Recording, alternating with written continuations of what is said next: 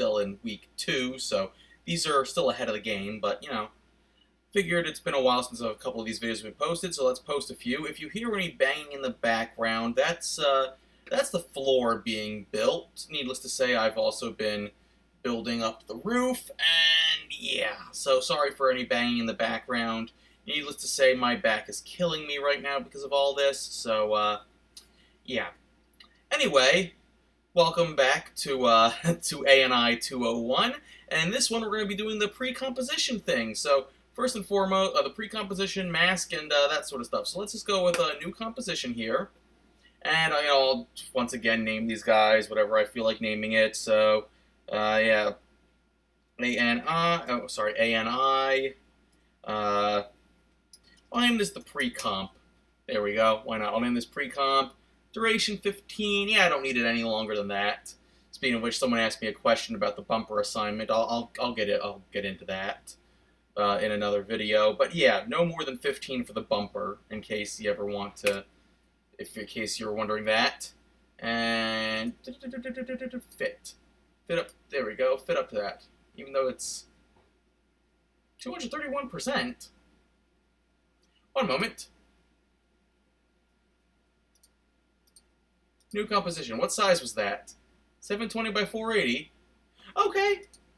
Cool. That's weird that it's 231% because that is not... That's quite small, but okay. You know, that works that way. So anyway, what is the actual assignment here? So, the actual assignment here is create an AE project, import a few images of your own off the web, then create 2 pre-comps called Slides 1 and Slides 2. And using a mask on each pre-comp. A rectangle mask for slide 1 and a circle mask for slide 2.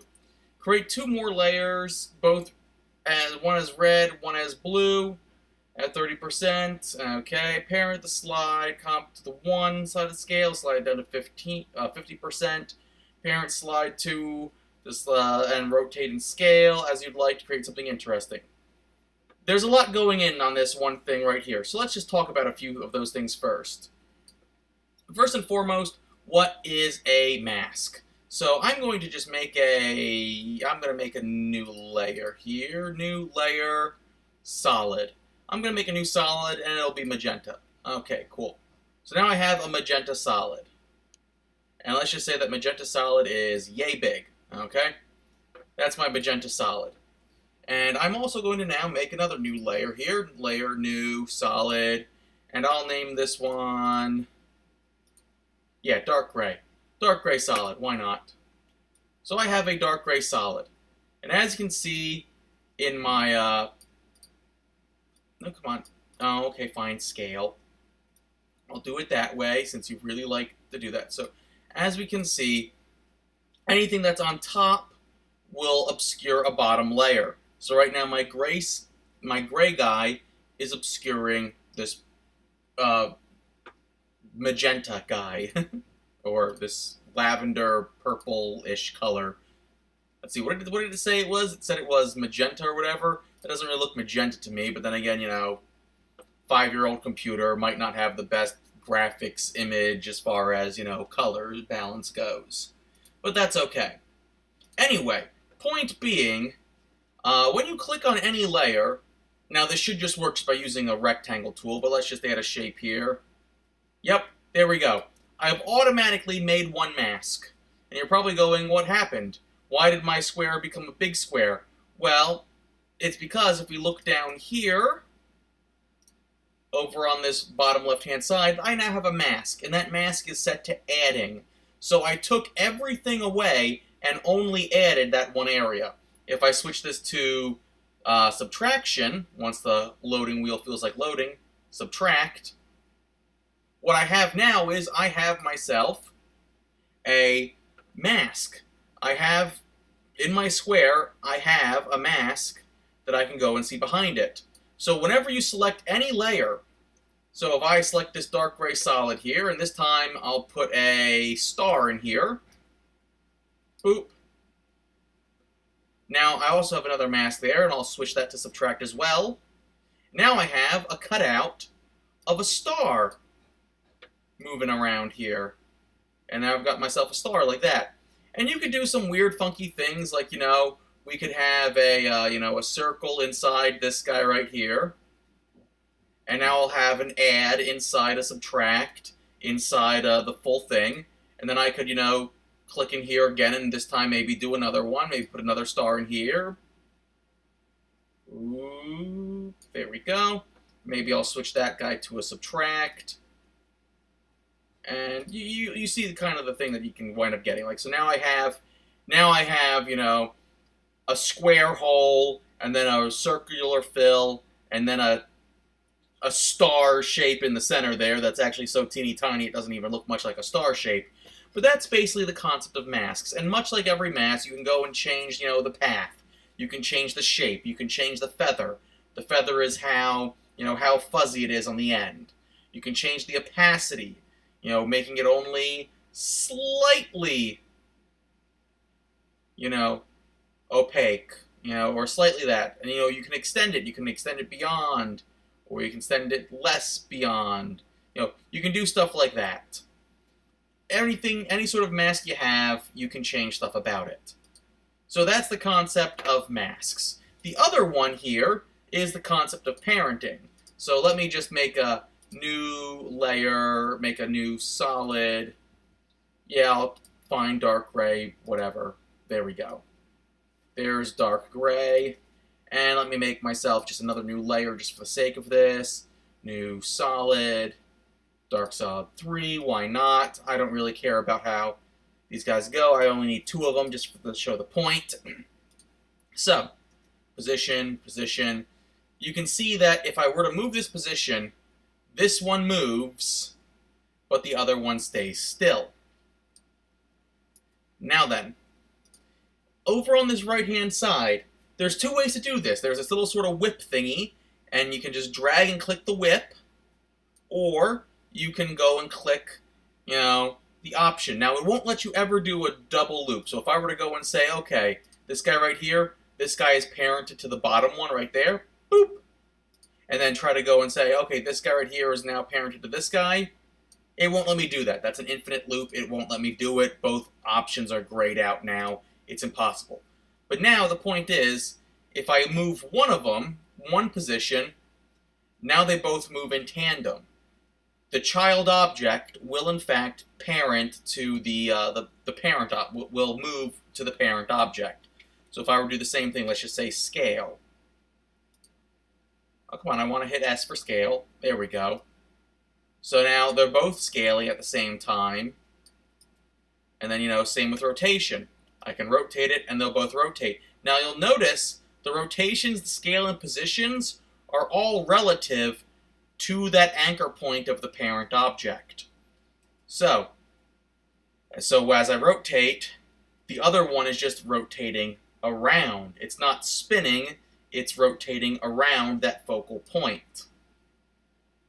Now, the one thing that you will not have, once it feels like loading again, because it feels like, being its own little sweet time waster. Come on, computer.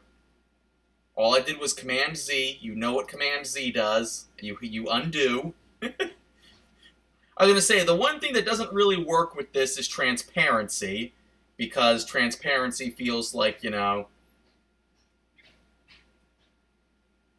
you know what? Let's save first. Yes, let's save.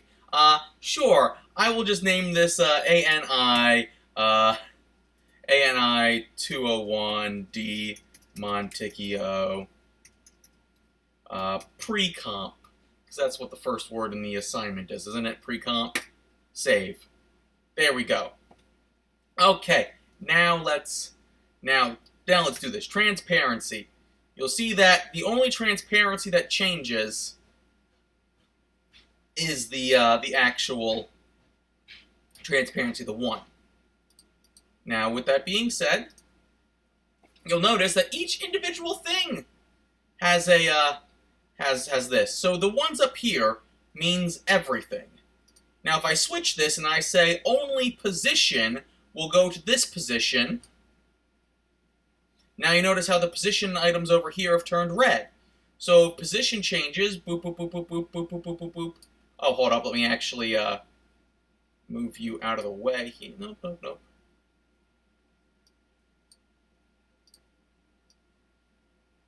Where are you?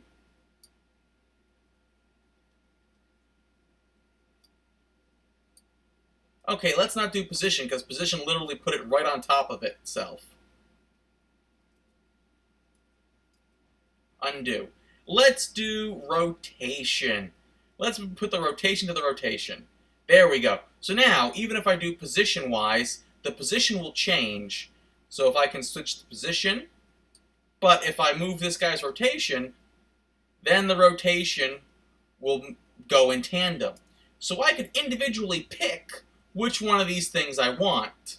So I could choose to only parent the scale. I could choose to only parent the rotation. I could choose to only parent something, and I could even do something weird, like I could parent the rotation to the scale. I could do the scale to the X or the scale to the Y here, but I'll just parent it just to generalize scale. So now, when the scale changes, the rotation changes. I can do weird little things like that. You know, 100% is 100 degrees, 90% is 90 degrees, 0% is 0 degrees, so on and so forth. So I can parent the scale to something else. You know, I can parent the scale to the transparency. I can parent the transparency to the anchor point. You know, I can do weird things like that. Let's actually try doing the opacity. Can I transparent the opacity to, say, the X position? There we go. So now as the X position moves over, we've got ourselves, you know, a 300 and some odd % transparency. And if I move over down here to 31%, yep, now we're at 31 transparency because we're at 31 points over on X. And there we go, like that, over to 1.1%, so on and so forth. And that's parenting. Now, as you saw, just doing the whole everything, the opacity wouldn't change. But you can, in fact, manually do the transparency its own different way like that. And that's basically what we're going to wind up having here for this assignment. So let's just save again, because now that I've explained all that. So, import a few images of your own off the web. Okay, so, once again, since I didn't show this, but I explained it earlier, I'm just going to grab a couple of roller coasters here off the web. Okay, let's go with Dododampa. Come on, Dododampa from Fuji-Q Japan. Boop, boop, boop, boop, boop, boop, boop. Click and drag. In theory, that should be working. If I just go and click and drag. Okay. You're not going to be like Photoshop, eh? Come on, come on, come on, come on, come on, come on, come on, come on, come on, come on. Okay, so I guess I'm going to have to right-click and save this file as something first. Save image as.